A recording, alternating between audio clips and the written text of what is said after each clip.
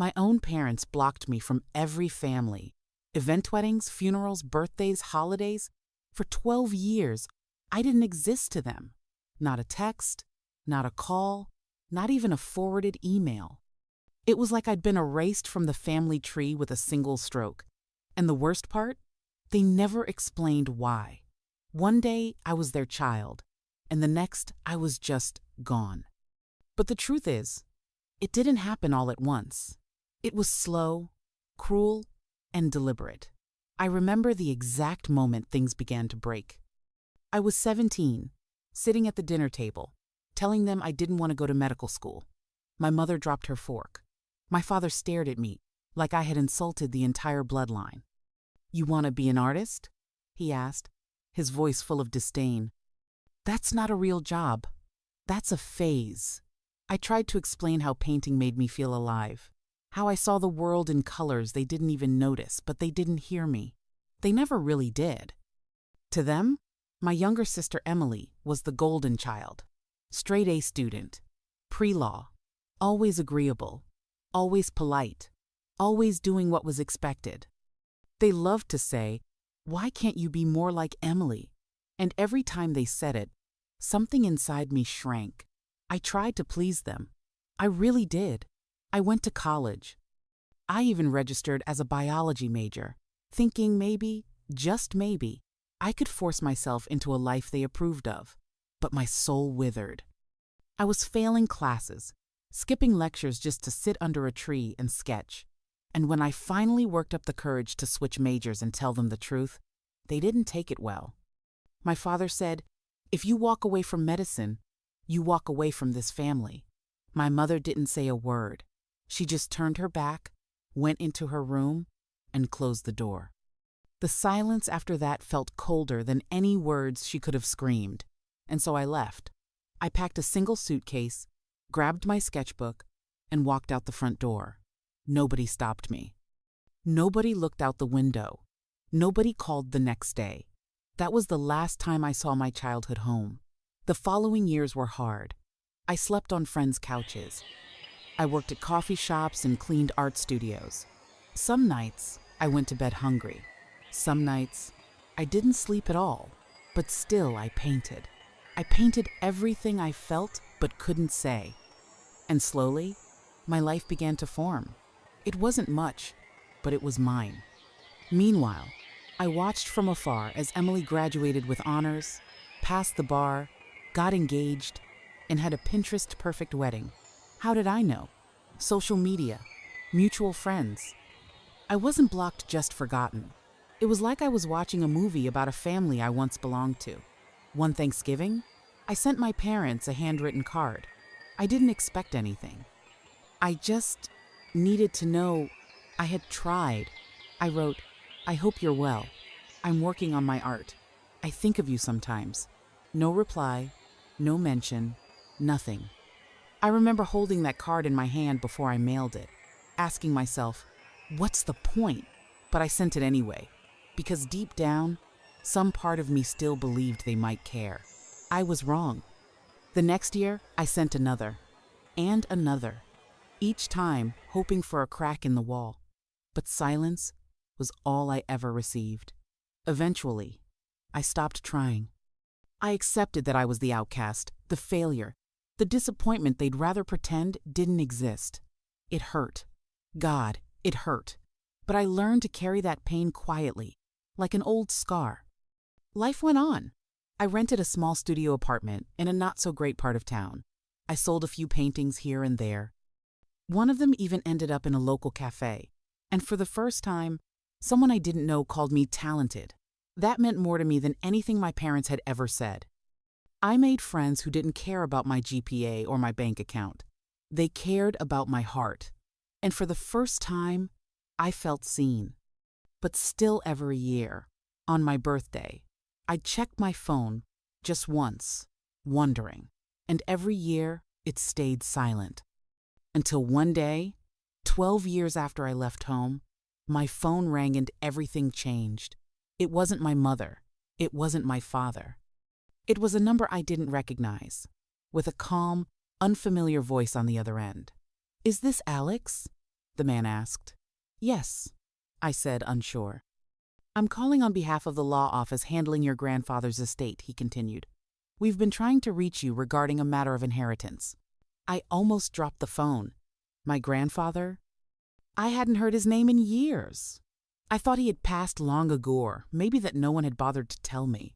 But apparently, he was gone now, and I was in his will. My hands were shaking. I sat down slowly, heart racing. Why me? Why now? Why would the man who barely knew me leave me any especially? When my parents were still very much alive and well, I didn't understand. But I knew this phone call would unravel everything I thought I knew about my family. And what came next was something none of them saw coming. I met with the lawyer 2 days later in a quiet office on the edge of town, the kind of place you wouldn't notice unless you were looking for it. The man who called me Mr. Langford was calm, professional, but there was something in his eyes that told me he already knew more than he was saying. He shook my hand gently and said, "Thank you for coming, Alex. Your grandfather was very clear about what he wanted." He handed me a thick folder. Inside were documents, official-looking papers, stamped and signed pages. I didn't fully understand, but couldn't stop staring at. Your grandfather named you as the sole heir to his estate, Mr. Langford said.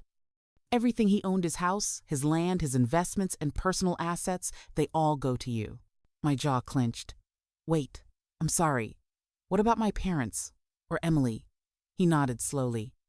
He specifically excluded them. There's a handwritten letter, if you'd like to read it. He slid a sealed envelope across the desk. I stared at it for a moment, afraid to open it. Afraid of what it might say. My hands trembled as I broke the seal. The letter was dated just 3 months before his death, and the handwriting was old but steady. Dear Alex, I'm sorry we didn't have more time, but I remember the time we did have. You visited me when no one else did. You called. You sat with me in silence. That meant everything to me. I saw you, the real you, even when the rest of them turned away. I want you to have this, not because I'm trying to hurt them, but because you were the only one who made me feel like I still mattered. I hope this gives you the freedom to live on your terms. Never let anyone make you feel small again. Love, Grandpa. I sat in stunned silence. I had almost forgotten those visits. Years ago, I'd found out he was living in a care facility not far from my college. I started dropping by when I had time, bringing sketchbooks, sometimes just listening to him talk about the war, or Grandma, or the garden he missed. I never did it for anything in return. He just seemed lonely, and I knew what that felt like. I guess he remembered. And now, because of that, my life was about to change. Mr. Langford explained the details. The house was fully paid off. The land had been in the family for decades and was now worth a small fortune. His investment portfolio was modest but stable. Suddenly, I was no longer the broke artist in a studio apartment. I was in paper, at least wealthy. And that's when the phone calls started. First, it was a text from my mother. I hadn't seen her number in years. We heard about Grandpa. Can we talk? Then another. Please call us back. We need to speak with you. Then my father. We should have a family meeting. There are things to discuss. I didn't reply. Not right away. I sat with it for a few days, trying to process everything. Was this what it took for them to remember I existed? A will? A house? A bank account? I won't lie, I thought about ignoring them forever. I thought about selling the house, disappearing, starting fresh somewhere far away with no strings attached.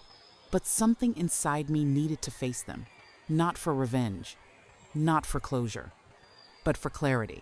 So I agreed to meet. One Sunday afternoon, I drove out to the old family house I hadn't seen since I was 19. It looked smaller than I remembered. The paint was duller, the yard unkempt.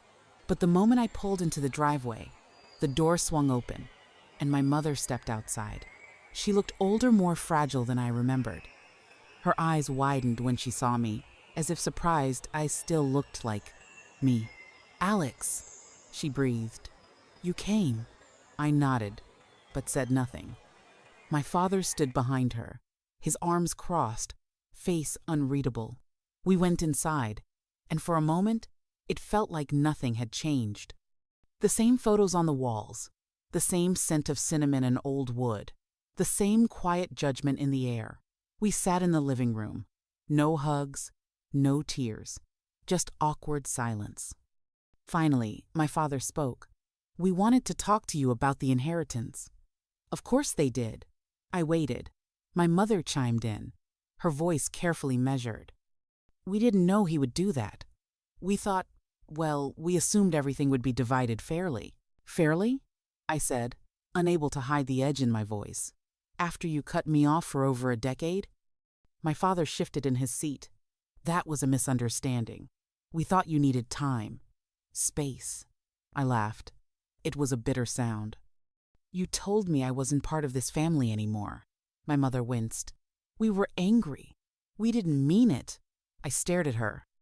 "You never even called. Not once. Do you know how many letters I sent? Cards? Messages?" She said nothing. "I visited Grandpa," I continued. "Every month. I sat with him when he couldn't speak. I fed him when no one else would. I was there." "We were busy," my father muttered. "So was I snapped.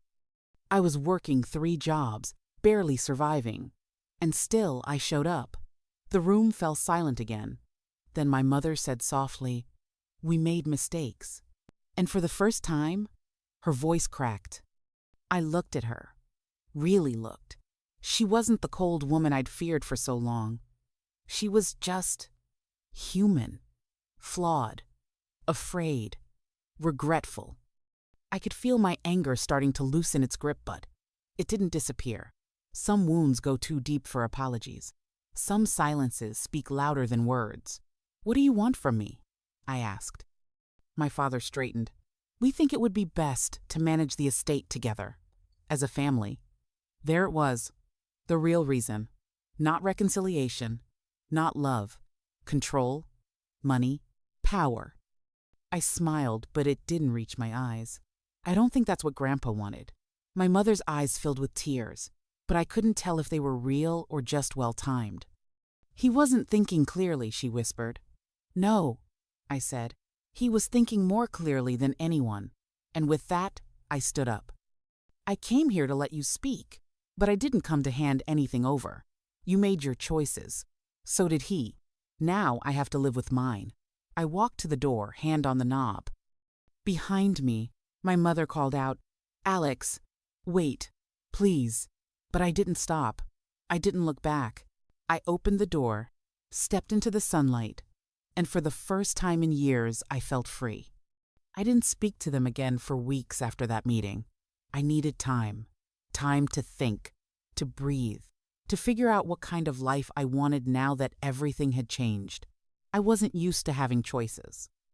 For years, survival had been my only focus: how to pay rent, how to stretch groceries, how to keep my head above water. Now, with my grandfather's estate, I had options. Real ones. I could move anywhere, start over, build something of my own. But that kind of freedom was overwhelming too. So I went back to the house, my grandfather's house, the one that was now legally mine. It was old and creaky, but solid. A white 2-story with green shutters, a wraparound porch, and a garden that had long since gone wild. I walked through it slowly, touching the walls, smelling the faint scent of pipe, tobacco, and old books. It was like stepping into a memory. I found his things exactly as he'd left them. His slippers under the armchair, his favorite mug in the kitchen sink, a half-finished crossword on the nightstand. I stood in his room for a long time, looking around, feeling the silence he left behind. Then I found the journal. It was tucked away in his desk drawer, wrapped in a faded flannel shirt. The leather cover was cracked with age. The pages yellowed and brittle.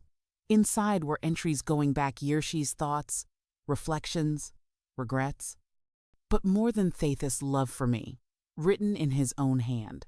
Alex came by again today, brought a sketch of the old oak tree. He said he liked how the branches reached, like they were searching for something. That's him always reaching for something deeper. Another entry.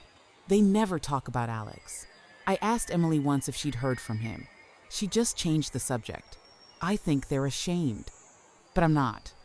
I sat on the floor and cried for the first time in years.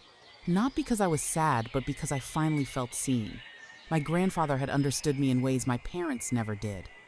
He had watched my life unfold from the sidelines and cared enough to leave me not just his house, but his heart.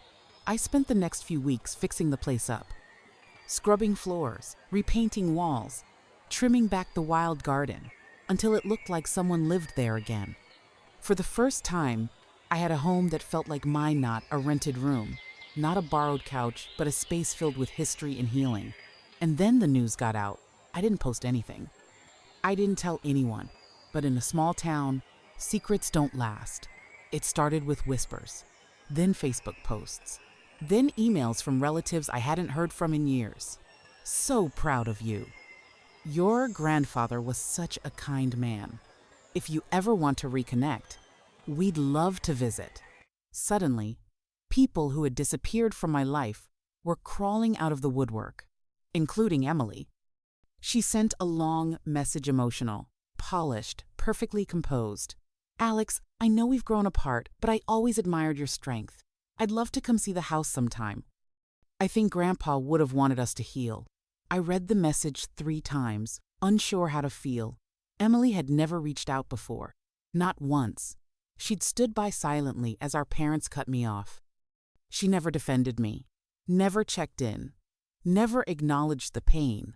And now she wanted to heal? I left her on red. A week later, I got a formal letter. This time from a lawyer. Not mine. Theirs. It was a petition to contest the will. My parents and sister were claiming my grandfather was not of sound mind when he made the changes. They said I had manipulated him, that I had exploited his loneliness, that I had coerced him into cutting them out. I stared at the letter in disbelief. After everything, they were trying to take it back. They couldn't stand the idea that I was the one he chose, not them. Me. I called Mr. Langford immediately. He sighed when I told him. I expected this, he said. But the will is airtight. Your grandfather had medical evaluations from 2 separate doctors, confirming his mental capacity at the time of signing. He also recorded a video statement. Would you like to see it? I hesitated, then nodded. Minutes later, I was watching my grandfather on screen. He looked tired, thinner than I remembered, but his eyes were clear. He smiled gently. If you're watching this, it means I've passed. I want to be very clear, I'm leaving everything to Alex because he earned it. Not with money, not with success, but with love. He showed up. He saw me when I was invisible to everyone else. That's the kind of person who should carry on this family's name. If others don't like that, well, maybe they should ask themselves why. I didn't even notice I was crying until the screen faded to black. That video, just a few minutes long, was the most honest thing I'd ever seen from someone in my family. And it made me realize something. I wasn't alone. Not anymore. I had his words, his home, his belief in me. That was stronger than any lawsuit. I told Mr. Langford to proceed with the defense. I wasn't going to roll over. I wasn't giving up what I had earned just to make peace with people who had abandoned me. The weeks that followed were tense. Legal documents flew back and forth. Accusations, statements, claims. I stayed quiet publicly, but inside a storm was raging. Then one morning, Mr. Langford called. They've dropped the case, he said. No grounds to stand on. It's over. I didn't say anything at first. I just let it wash over me, the relief, the disbelief, the strange emptiness that comes when a battle you never asked for finally ends. I won. But more than that, I survived. I didn't have to prove my worth to anyone anymore. My story wasn't theirs to rewrite. It was mine. I stood in the garden that afternoon, sunlight warming my face, birds chirping in the trees. And for the first time in over a decade, I didn't feel like a shadow in my own life. I felt real. I felt whole. And I knew I was exactly where I was meant to be. Weeks passed. The lawsuit was over. The house was quiet.